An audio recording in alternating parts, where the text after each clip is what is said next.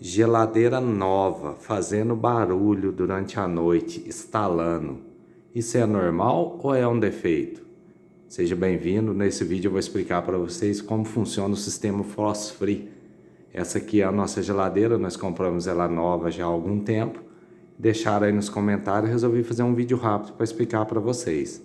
Pessoal, toda geladeira Frost Free, hoje em dia que você compra, a maioria delas é tudo Frost Free.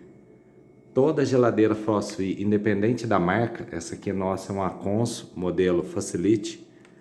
Toda geladeira Frost Free, ela estala durante a noite. Ela dá um barulho, parece tiro. Tá, tá, tá, começa a dar uns estalos. Tá, tá, começa fraquinho e vai aumentando. Pessoal, isso é totalmente normal. Vamos lá dentro dela para vocês verem, entendeu? Isso é totalmente normal. Toda vai fazer isso, não é um defeito. Veja aqui dentro para você ver. O sistema Frost Free, ele gera o resfriamento através do ar, ou seja, do ventilador que joga o jato de ar nessas aletas e nessas aletas. E naquelas aletas ali também. Você tem aqui, ó, um regulador, certo, de temperatura. Certo? Esse ar, ele é jogado aqui dentro para resfriar os alimentos. Devido a isso, as paredes dela aqui, ó, essas lateral dela aqui, elas se dilatam, elas aumentam, diminuem de tamanho. E aí é onde gera o estalo, entendeu? A parede dela aqui, ó, esse material, ele aumenta, diminui. E aí é onde gera o estalo, nessa dilatação da geladeira, sempre estala, entendeu? Sempre vai estalar. Não é um defeito, você pode chamar o técnico aí, pode mandar o especialista em geladeira aí, todos vai falar para você, é normal, isso é normal. Pode ser uma geladeira zero, comprei hoje, coloquei em casa, de noite vai instalar. Vou dar uma dica para vocês. Quanto mais calor tiver, mais ela vai instalar.